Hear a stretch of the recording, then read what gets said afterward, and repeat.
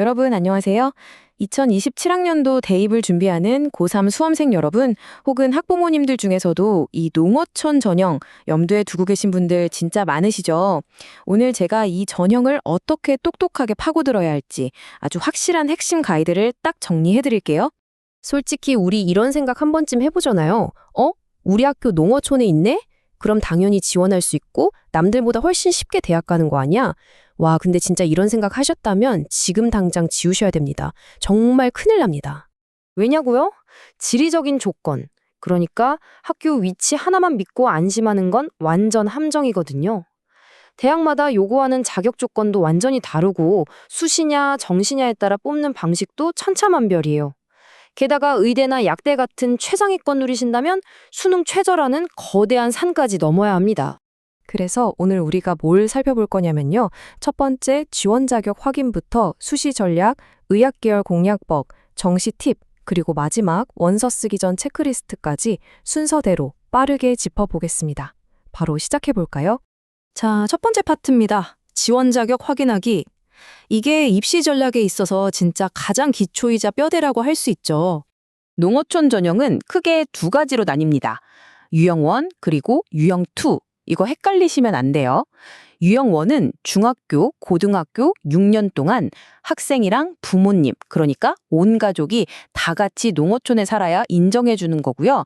반면에 유형 2는 초, 중, 고 12년 내내 다녔다면 학생 본인만 거주해도 인정해 줍니다. 확 다르죠? 근데 여기서 제일 중요한 포인트가 나옵니다. 모든 대학이 이 두 개를 다 받아줄까요? 절대 아닙니다. 예를 들어서 서울교대나 한국교원대 같은 곳은 딱 유형 1만 받아요. 반대로 국민대나 서울여대는 유형 2만 인정하거든요. 그러니까 무작정 지원하기 전에 내가 어느 유형인지 그리고 내 목표 대학이 그 유형을 받아주는지부터 체크하는 게 무조건 영순위입니다. 두 번째 파트로 넘어가 볼까요? 수시 농어촌 전형입니다. 교과형과 종합형. 과연 여러분의 진짜 무기는 뭘까요? 수시 농어촌 전형은 크게 두 줄기로 딱 나뉩니다. 첫 번째는 내신 100%, 그러니까 학생부 교과 전형이에요. 여긴 말 그대로 내신 성적이 가장 중요한 숫자 싸움이죠. 두 번째는 학생부 종합 전형인데 이건 생기부 서류나 면접을 통해 여러분의 스토리를 종합적으로 평가하는 방식입니다. 특히 이 종합 전형 중에서 면접을 꽤 비중 있게 보는 곳들이 있어요.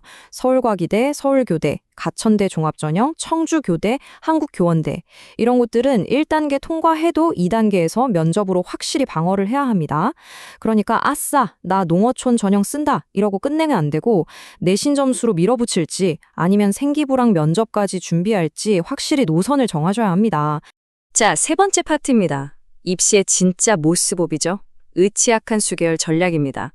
다들 관심 엄청 많으시죠? 의대, 치대, 약대, 한의대, 수의대, 가천대나 연세대 미래, 전남대 등등 정말 여러 대학에서 농어촌 전형으로 학생들을 뽑긴 하는데요.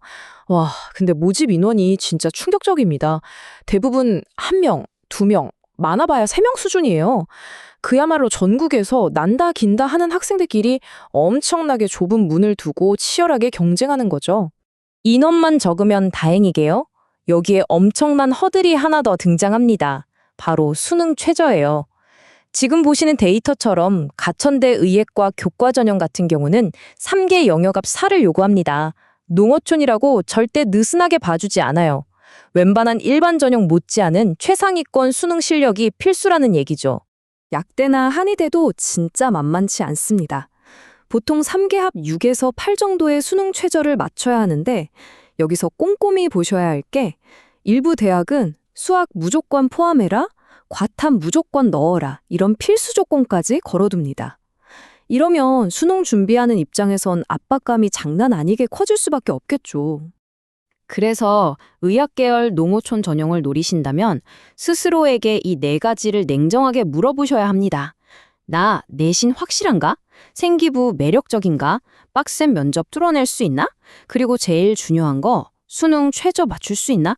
이 4박자가 완벽하게 맞아떨어져야만 진짜 지원해볼 만한 겁니다. 네 번째 파트 정시 농어촌 전형입니다. 이거 절대 놓치면 안 되는 기회거든요. 보통 농어촌 하면 수시만 생각하시는데 그 생각 지금 당장 버리세요. 2027학년도 자료 보면 건국대, 경희대, 고려대, 서강대, 서울대, 연세대 등등 내로라 하는 서울권 주요 대학들이 정시에서도 농어촌 전형으로 학생들을 뽑습니다. 평가 방식도 아주 깔끔하게 수능 100%인 곳이 대부분이고요. 물론 어디에나 예외는 있죠. 한양대는 정시인데도 수능 90%에 서류를 10% 섞어서 평가하고요.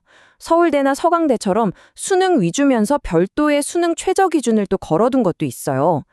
게다가 정시는 가군, 나군, 다군, 군별 눈치 싸움이잖아요.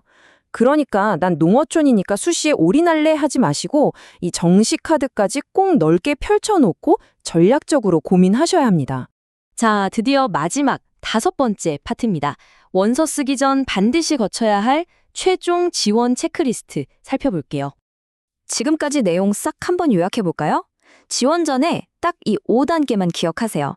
첫째, 내 자격이 유형 1인지 2인지 파악한다. 둘째, 내 목표 대학이 그 유형을 받아주는지 팩트 체크한다.